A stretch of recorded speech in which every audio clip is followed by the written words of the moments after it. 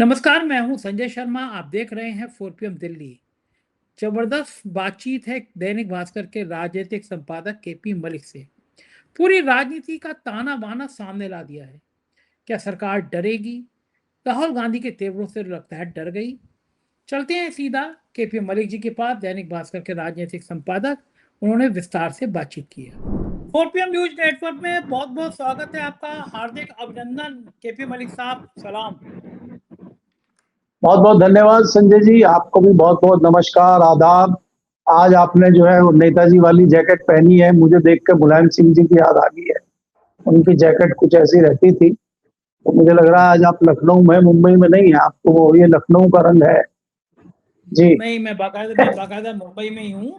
वो असल में हाँ, निशिकांत दुबे ने नेहरू जी को बहुत गालियां दी थी, तो मुझे आज नेहरू जैकेट याद आई। तो नहीं निशिकांत गाली नहीं दुबे दी है जो उन्होंने, ना ना ना, नहीं नहीं अय्याश। गाली नहीं दी है।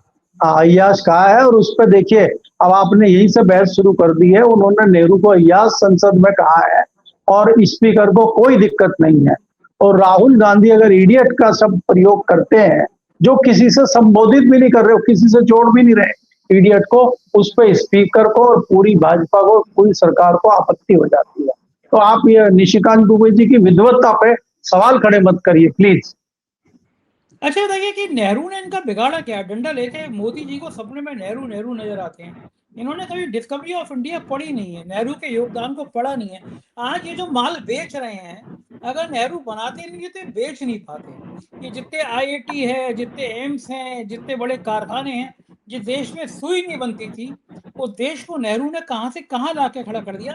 निशिकांत दुबे को कौन सी किताब पढ़ाई जाए जो इनको समझ में आए कि एयरपोर्ट पे रात में अंधेरे में जब हवाई जहाज उड़ नहीं सकता, घुस के बदतमीजी करना, बदसलूकी करना, झूठे बयान देना, फिर माफी मांगना, अखिलेश यादव पे बयान दे देना, फिर माफी मांगना, नेहरू जी को अपशब्द कहना। बेचारा बंदर की तरह दौड़ लगा रहा है निशिकांत दुबे, तब भी उसको मंत्री नहीं बनाया जा रहा। अब दूसरी एक बड़ी सनसनी बात पता चली है मुझे।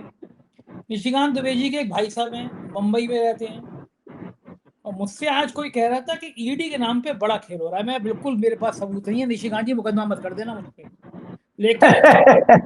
लेकिन अमित शाह जी, आपके लिए ये संदेशा है, ये आपके दुलारे निशिकांत दुबे के भाई मुंबई में हैं या नहीं, इसकी पड़ताल करा लीजिए। पिछले दिनों गुजरात के कुछ व्यापारियों के ईडी के नाम पे कुछ खेल हुआ नहीं हुआ, इसकी जांच करा लीजिए। मैं फिर कह रहा हूं, मेरे पास कोई सबूत नहीं है, लेकिन मुंबई के बड़े गंभीर किस्म के लोगों ने मुझे बताया कि भ्राताश्री ईडी के नाम पर कुछ खेल खेल रहे हैं। तो इधर खेल खेला जा रहा है, उधर पार्लियामेंट में नेहरू को अय्याश किया जा रहा है। तो नेहरू को अय्याश कह के मुंबई में ईडी के नाम पर के खेल, ये सब जारी रह सकता है क्या केपी मलिक साहब? देखिए संजय जी, ऐसा है कि मुगल आए, उन्होंने लूटा भारत को, इसमें कोई दो राय नहीं। मैंने कल भी सुनाया था किस्सा। लेकिन वो ताजमहल बना गए गलती से। आज भी लोग ताजमहल देखने आते हैं, कुछ आमदनी ही करवाता है ताजमहल हमारी, और दुनिया के लोग भी प्रभावित होते हैं। उसके बाद अंग्रेज आए, उन्होंने लोहे के पुल बनवाए, हावड़ा ब्रिज बनाया, दिल्ली में इतना बढ़िया बनाया, हमारी पार्लियामेंट बनाई, हमारे मंत्रालय बनाए। हालांकि मोदी जी ने वो चेंज कर दिए। और उसके बाद नेहरू आए, तो नेहरू ने IIT बनाई, नेहरू ने बांध बनाए, नेहरू ने कुछ सड़कें बनाई, नेहरू ने कुछ इंडस्ट्री बनाई। अब ये इनको दिक्कत ये हो रही है कि अब इनकी विदाई का जो समय आ रहा है, इन्होंने कुछ बनाया नहीं, इन्होंने बेचा और तोड़ने का काम किया है। लेकिन अगर इनसे पूछे कोई, इन्होंने बनाए, अंधभक्त बनाए इन्होंने ऐसा करिश्मा दिया है जो आने वाले 100 साल तक लोग याद रखेंगे। संजय जी, आज पे अगर हम गंभीर चर्चा करते हैं, और ये जो महत्वपूर्ण विषय है आज का, जो हमने पार्लियामेंट में कल और आज देखा है। कल जैसे कि हमने चर्चा की थी, हमने बताया था आपको कि हमारे महामानव प्रधानमंत्री जी पार्लियामेंट के प्रांगण में आए और मंगल मिलन समारोह में उन्होंने जो है अपनी उपस्थिति देकर सारे सांसदों को कृतार्थ किया, और जो NDA के दूसरे उनके समर्थक दल हैं उनको भी आशीर्वाद दिया सांसदों को। हमारे एक वेस्टर्न यूपी के बड़े पार्टी के एक मंत्री हैं, उन्होंने विशेष तौर पर जो है आशीर्वाद लिया। इस तरह की चर्चाएं भी हमारे यहाँ चल रही हैं और बम बम है लोग। दूसरी बात संजय जी ये है कि हाउस में जहां एक बहुत ही सीरियस, बहुत ही गंभीर चर्चा सदन में चल रही है, बच्चों के मामले को लेके, उनके लाठीचार्ज के मामले को लेके, शिक्षा को कैसे सुधारा जाए, शिक्षा में पर्चे लीक हो रहे हैं, युवा को सड़कों पे आना पड़ा, उसमें सुधार के लिए गंभीर चर्चा सदन में चल रही है और हमारे जो है महामानव जी गायब है। लेकिन आश्चर्य इस बात का है कि महामानव तो समय समय पर गायब होते रहे हैं। चाहे नोटबंदी के मामले पे जब वो गिर गए हो तो गायब हो गए थे बीच में, जब वो प्रकट हुए थे गोवा में, उन्होंने कहा था भाइयों मुझे सिर्फ 50 दिन का समय दे दो। वो 50 दिन क्या, हो तो 50 महीने भी गुजर गए। उसके बाद आपको याद होगा जो दूसरी लहर आई थी कोरोना की, और जब उनके कंट्रोल से चीजें बाहर हो गई तो गायब हो गए थे। बीच में आपने पिछले सेशन में देखा कि जब मामला गिर गया तो गायब हो गए थे सदन से, और उनको महिलाएं सांसद जो है काट लेंगी, हमारे स्पीकर जी ने कहा था। अब ये तीसरा मौका है जब महामानव गायब है। लेकिन इसमें अनोखी बात क्या है? अनोखी बात यह है कि जो उनके गदाधारी भीम थे, उनकी अनुपस्थिति में संभालने के लिए मामला, तलवार उन्हीं के सिर पर लटक गई है और वो खुद भी गायब है। लीजिए, हमारे जो महामानव के जो गदाधारी भीम है वो भी गायब है, क्योंकि उन्हीं का इस्तीफा राहुल गांधी ने मांग लिया। जी, अब अमित शाह का इस्तीफा राहुल गांधी ने मांग लिया है और बार बार उनका कभी माइक बंद हो जाता है, कभी निशिकांत दुबे खड़े हो जाते हैं, कभी किरण रिजिजू खड़े हो जाते हैं, कभी आपके महामाननीय जो है राजनाथ जी डिफेंस मिनिस्टर, जिन्होंने बताया था कि कोई शहादत नहीं हुई है ऑपरेशन सिंदूर में, वो भी खड़े होकर सफाई दे रहे हैं। तो बीच बीच में क्या है कि राहुल गांधी को डिस्टर्ब करो, वो धारा प्रवाह ना बोल सके, बीच बीच में अड़ंगे लगाते हो, पूरी कोशिश की गई। और अंत में ये हुआ कि जब उनका भाषण खत्म हुआ और वो जो चीजें रखना चाह रहे थे वो रख नहीं पाए, तो उन्होंने बाहर मीडिया को बोला और उसके बाद उन्होंने प्रेस कॉन्फ्रेंस में चीजों को रखा, क्लियर किया कि हमें स्पष्ट तौर पे अमित शाह जी का इस्तीफा चाहिए। क्यों चाहिए इस्तीफा? भाई दो चीजें हैं, या तो आपने आदेश दिया है लाठीचार्ज का, गोली चलाने का, कि लाठी जो कील लगा के मारने का, ये आपने आदेश दिया है। और अगर आप कहते हैं आदेश नहीं दिया है तो दिल्ली पुलिस ने आपके बिना आदेश के कैसे कर दिया है? तो दोनों परिस्थिति में हमारे जो है गृह मंत्री जी फंस गए हैं और अब उनको समझ नहीं आ रहा करें तो क्या करें। और आप ये देखिए कि देश भर के युवा दोबारा विचार कर रहे हैं जिस प्रकार से कानूनी कार्रवाई हो रही है। और बिहार जैसे स्टेट में आपने आदेश जारी करने के बाद के किसी पर कोई कार्रवाई नहीं है, खबरें ये आ रही हैं कि युवाओं पे, छात्रों पे लगातार कार्रवाई की जा रही है। तो क्या ऐसे में युवा दोबारा सड़कों पे आएंगे? क्या ऐसे में अमित शाह जी का इस्तीफा होगा? क्या विपक्ष इस पर प्रेशर बनाएगा? बहुत सारे गंभीर सवाल पार्लियामेंट में भी खड़े हो गए और बाहर भी खड़े हो गए हैं। इससे भारतीय जनता पार्टी घबराई हुई है संजय जी, और जवाब देने के लिए ना भारतीय जनता पार्टी के किसी मंत्री पे है और ना किसी इनके सांसद पे है। फिर वही कल जिन्होंने प्रेस कॉन्फ्रेंस की थी पात्रा जी, पात्रा जी ने आज फिर प्रेस को कहा कि देखिए पैतरा बदल दिया है, राहुल गांधी ने बताई, ये पहले कह रहे थे शिक्षा पे करो और हमने इस्तीफा कर दिया धर्मेंद्र प्रधान जी का, और अब बताइए अमित शाह जी का इस्तीफा मांगने लगे। मतलब एक तरह से गिड़गिड़ा रहे हैं, जैसे कि देखिए पैतरा बदल दिया, जैसे ये लोग पैतरा नहीं बदलते और ये सीधी सादी सच्चाई की राजनीति करते हैं। अब इनको समझ नहीं आ रहा है संजय जी, विपक्ष बहुत हावी है सरकार पे, और विपक्ष जिस तरह से एग्रेसिव होकर सवाल पूछ रहा है, जिस तरह से दबाव बना हुआ है, जिस तरह से चर्चा शुरू हो गई है कि किसान भी आंदोलन करने के लिए तैयारी कर रहे हैं, टैक्सी वाले भी E20 पे तैयारी कर रहे हैं, और बीच में महंगाई पे भी कोई आंदोलन शुरू हो सकता है। इस सुगबुगाहट को देखते हुए, इस सुगबुगाहट को सुनते हुए सरकार बहुत ज्यादा डरी हुई है और प्रधानमंत्री जी को समझ नहीं आ रहा करें तो क्या करें। जी बिल्कुल ठीक कह रहे हैं मलिक साहब। और एक बढ़िया बात यह है कि जितेंद्र सिंह ने कहा कि भाई गोली चलाने का आदेश मंत्री थोड़ी ना देता है, वो तो मजिस्ट्रेट देता है। बहुत मार्के की बात कही है उन्होंने कि मजिस्ट्रेट देता है। तो फिर कार सेवकों पर गोली चलाने का आदेश मुलायम सिंह यादव कैसे दे सकते हैं? वो तो मुख्यमंत्री थे। जब मंत्री नहीं देता तो मुख्यमंत्री कैसे देते हैं? ये तो कहते हैं कार सेवकों पर गोली चलाने का आदेश मुलायम सिंह ने दिया था। जितेंद्र सिंह कह रहे हैं मंत्री थोड़ी ना देता है आदेश, वो तो मजिस्ट्रेट देता है। और उस समय आदेश किसने दिया? मुख्यमंत्री के प्रमुख सचिव तो खुद नृपेंद्र मिश्रा थे, तो या तो उन्होंने दिया या मजिस्ट्रेट ने दिया। ये दोहरी बातें, क्या अब ये खुद अपनी चीजों में फंस रहे हैं? संजय जी, दोहरा चरित्र भारतीय जनता पार्टी का है। जहां इनको देखिए, जहां इनको अपना फायदा दिखता हो वहां श्रेय खुद ले लेते हैं, जहां इनको लगे हम फंस रहे हैं उसको नकार देते हैं। दिल्ली में मजिस्ट्रेट होता ही नहीं है, दिल्ली में फैसला डीसीपी लेता है, उसके बाद एसीपी लेता है। यहाँ मजिस्ट्रेट का कोई लेना देना है नहीं। लेफ्टिनेंट गवर्नर के थ्रू गृह मंत्री ही दिल्ली पुलिस का मालिक होता है, वही उसका बॉस होता है। तो यहाँ वो चीज लागू ही नहीं करती, इनको कुछ पता ही नहीं। दूसरी बात ये है कि ये जो कह रहे हैं कि श्रेय लेने वाली बात है, आपने तो देखा है ना, प्रधानमंत्री जी हर जगह श्रेय लेते हैं। अगर हाइड्रोजन ट्रेन के 4 डब्बों की ट्रेन को झंडी दिखानी हो तो प्रधानमंत्री जी दिखाते हैं। पूरे देश में कहीं भी आपको छोटी रेल का उद्घाटन करना हो तो प्रधानमंत्री जी झंडी दिखाते हैं। और जब अब जिम्मेदारी आ गई है मंदिर चोरी की, लाठीचार्ज की, आंदोलन की, तो मोदी जी कह रहे हैं मेरी कोई जिम्मेदारी नहीं। भाई धर्मेंद्र प्रधान झेले, अमित शाह झेले, और वहां पे जो है अपने वो चंपत राय जी झेले, मेरा कोई लेना देना नहीं है। क्योंकि इन्होंने तो कमेटी बनाई नहीं थी, इन्होंने तो ट्रस्ट बनाई नहीं थी, इनका तो कोई, इन्हें तो मंदिर में शायद गए भी नहीं थे, इनका भूत चला गया था। वो जो राम की तस्वीर पेश की थी, वो जो बाल राम थे उनका हाथ पकड़ के अंदर ले गए थे, और मोदी जी उनके योगी जी के कंधे पे हाथ रख के जब बात कर रहे थे, वो इनके भूत की फोटो है, ये खुद भी गए थे। तो जहां जहां फायदा हो, जहां जहां आपको हीरो बनना हो, वहां अपनी तस्वीर आगे कर दीजिए। और जहां लगे कि यहाँ आपको जिम्मेदारी लेनी पड़ेगी, यहाँ आपको जिम्मेदारी उठानी पड़ेगी, यहाँ आपको जवाबदेही उठानी पड़ेगी, वहां गायब हो जाइए आप। तो ये तो भारतीय जनता पार्टी की बहुत अच्छी रणनीति है, इसको हम पिछले 12 साल से देख रहे हैं लगातार। जी मलिक साहब, ये समाजवादी पार्टी के लोग भी पीछा नहीं छोड़ रहे हैं। आज पार्लियामेंट के बाहर सारे एमपी तख्ती लगा के चंदा चोर चंदा चोर चंदा चोर हो, ये राम मंदिर का चंदा चोरी ऐसे गले में अटकाए।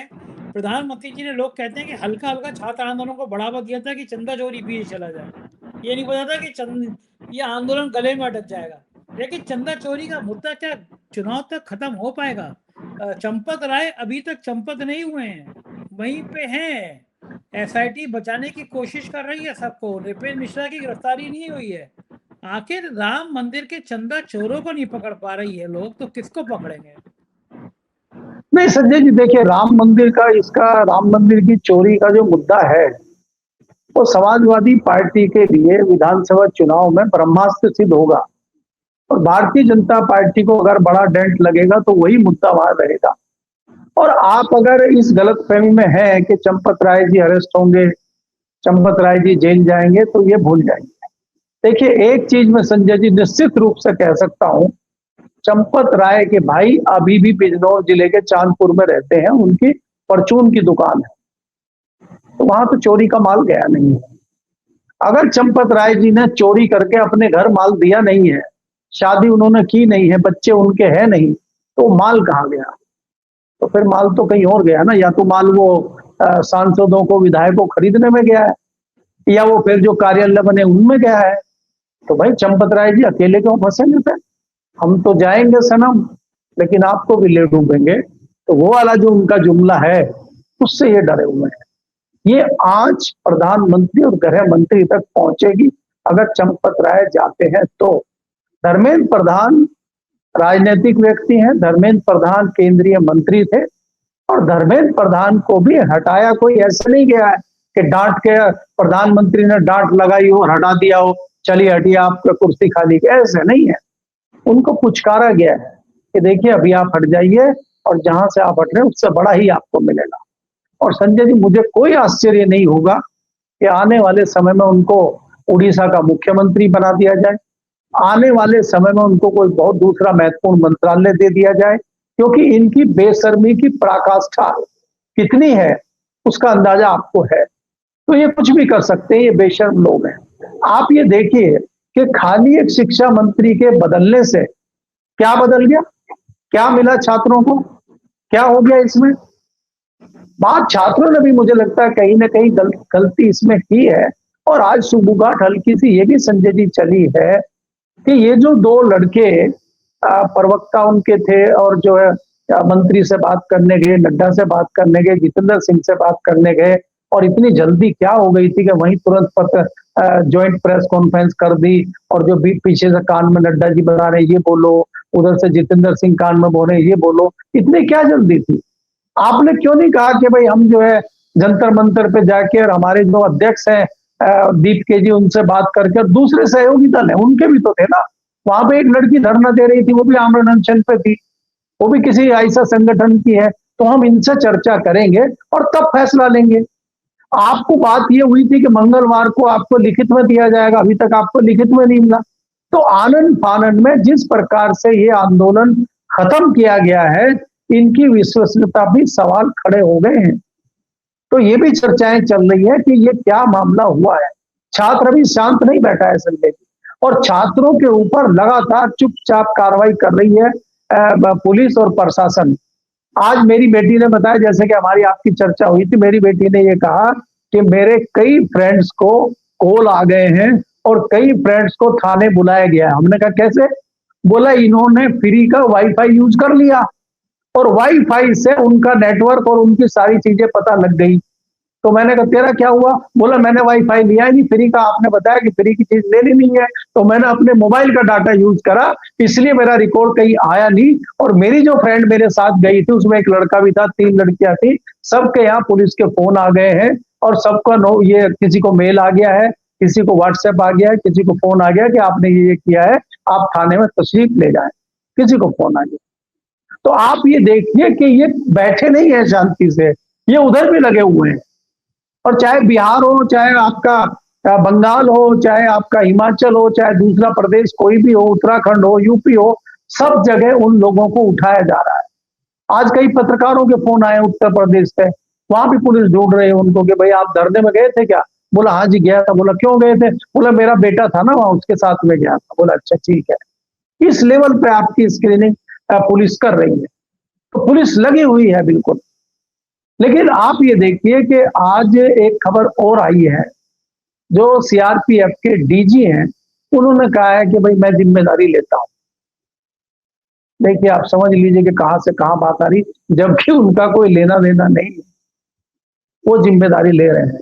क्योंकि चर्चा ये है कि वो बंगाल कैडर के हैं और वो ये कह रहे हैं कि शायद आशीर्वाद मिल जाए और वो डीजीपी वेस्ट बंगाल बन जाए। उनकी चर्चा है कि वो अगले महीने डीजीपी वेस्ट बंगाल बन सकते हैं। तो यहाँ चारों तरफ खेल चल रहे हैं, लेकिन अमित शाह जी बड़ी दिक्कत में है। वो कैसे सदन में जाएं, कैसे उनको लोग बचाएं, क्योंकि बचाने वाले भी पस्त हो चुके हैं। बचाने वालों मैंने देखा जिस प्रकार से बांसुरी जी ने जो है अपनी बांसुरी बजाई, उसमें से तान निकली नहीं सही वाली। अनुराग ठाकुर कुछ बोल नहीं पाया। अनुराग ठाकुर जो है वो खाली अखिलेश जी का चिट्ठा लेकर बैठ गए, मुलायम सिंह जी का लेकर बैठ गए। उन्होंने मुलायम सिंह जी का बताया, और आज कई समाजवादी पार्टी के सांसदों ने उनके बक्कल उतार दिए। उन्होंने कहा कि मुलायम सिंह ने जो जो किया वो आप भूल भी नहीं सकते, सोच भी नहीं सकते।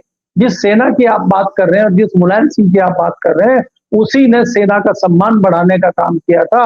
उनके जो सब उनके परिवार को नहीं मिलते थे, रक्षा मंत्री रहते हुए मुलायम सिंह ने ये तय किया था कि जो भी सेना का जवान शहीद होगा, ताबूत में उसका शव उसके घर तक पहुंचेगा। तो कैसे सेना के लोग भूल जाएंगे मुलायम सिंह को? तो आप उनके ऊपर टिप्पणी कर रहे हैं। आप में काबिलियत नहीं है, इसीलिए मोदी जी ने मंत्रालय से हटाया है आपको। तो जो खुद ही मंत्रालय से हट गए हो, वो गृह मंत्री को कैसे बचाएंगे संजय जी? बिल्कुल ठीक कह रहे हैं। और राहुल गांधी के हमले थोड़े मोड़े नहीं है। वो कह रहे हैं कि ये जो प्रधान है ये तो आरएसएस का चेहरा थे। हर जो वीसी बैठ रहा है, वीसी की नियुक्ति हो रही है, वो आरएसएस का आदमी है। ये बात तो ठीक है। छांट छांट के गवर्नर ऐसे आदमी की नियुक्ति कर रहे हैं, या तो भ्रष्ट हो या संघ का आदमी हो। संघ के आदमी भी ऐसा नहीं है कि बहती गंगा में हाथ नहीं धो रहे, बड़ा माल हो गया है। पहले भैया जी सीधे साधे हुआ करते थे। आजकल हमारे यूपी के लखनऊ के एक साय साहब है, असहाय कर रहे बहुत, वो एक भैया जी के जरिए करोड़ों अरबों रुपए कमा गए। तो ये भैया जी जो लोग हैं आजकल संघ के, ये भी माल कमाने और कमाने में जुट गए हैं। लेकिन राहुल गांधी जिस तरह से संघ पर हमला बोल रहे हैं, आज उनके बहुत सारे शब्द काट दिए गए हाउस से, संसदीय उसकी परंपरा में नहीं है ये सब, लेकिन लोकसभा अध्यक्ष ने उनके शब्द कटवा दिए, रिकॉर्डिंग में नहीं आए उनके। ये इस तरह अगर आप उनके नहीं लोगे, शब्द लोगे, उनके बात काट दोगे, उन्होंने कहा मैं प्रेस कॉन्फ्रेंस में सब कुछ बोलूंगा, तो कौन पार्लियामेंट के दस्तावेज पढ़ने जाएगा? राहुल गांधी ने तो बता दिया कि आज खेल क्या है, कि वो सरकार डर रही है। ओम बिरला इतनी इतनी बार टोकते हैं, बीजेपी के किसी नेता को टोकने की हिम्मत नहीं है, लेकिन राहुल गांधी को टोकते हैं। राहुल गांधी का कद तो खुद बढ़ा रही है सरकार, मुझे लगता है। संजय देखिए, जिस तरह से एग्रेसिव है राहुल गांधी, मैं खाली राहुल गांधी ही नहीं, विपक्ष भी जिस तरह से एग्रेसिव है, आप चाहे अखिलेश यादव की स्पीच देखिए, उनके दूसरे सांसदों की स्पीच देखिए, आप प्रियंका गांधी की स्पीच देखिए, आप गोगोई की स्पीच देखिए, कांग्रेस के तमाम नेताओं की देखिए, कितनी एग्रेसिव स्पीच होती है। पहली बात तो यह है कि इस स्पीच का एक कारण भी होता है, क्योंकि विपक्ष के पास सवाल पूछने के लिए बहुत सारे सवाल होते हैं विपक्ष में। मैंने कल भी कहा था आपको कि सवाल भाजपा भी पूछती थी जब कांग्रेस की सरकार थी, और हम पत्रकारों को बड़े अच्छे लगते हैं विपक्ष के सवाल, क्योंकि वो खुल के सवाल पूछते हैं। सरकार में सवाल नहीं पूछ सकते, सरकार में आपको जवाब देने पड़ते हैं, सरकार में आपके ऊपर तमाम आरोप होते हैं। तो आज उसी प्लेटफॉर्म पे भारतीय जनता पार्टी खड़ी हुई है। दूसरी बात यह है कि वाजिब है सवाल। जो आज सबसे बड़ा सवाल राहुल गांधी संसद के पटल पे पूछ रहे हैं, वो सवाल ये है कि भाई आप स्पष्ट कीजिए अमित शाह जी कि आप किधर हैं। भाई या तो आप कह दीजिए कि मैंने आदेश दिया है, मैं अपना माफी चाहता हूं, मेरे से गलत आदेश दिया गया, मैं देश के युवाओं से माफी चाहता हूं और उनके बच्चों के पेरेंट्स से माफी चाहता हूं, देश से माफी चाहता हूं, मेरे से गलत आदेश दिया गया। और अगर आप कहते हैं कि मैंने आदेश नहीं दिया, तो अगर आपने आदेश नहीं दिया और दिल्ली पुलिस आपके बिना आदेश के कार्य कर रही है, तो इसका मतलब आप पुलिस आपकी सुन नहीं रही है, तो आप जिम्मेदार व्यक्ति नहीं है, तो आपको तत्काल इस्तीफा देना चाहिए। तो आप तो दोनों परिस्थिति में इस्तीफे पे खड़े हैं। तो ये जो सवाल है जबरदस्त राहुल गांधी का, इससे भाजपा घबराई हुई है, सरकार घबराई हुई है।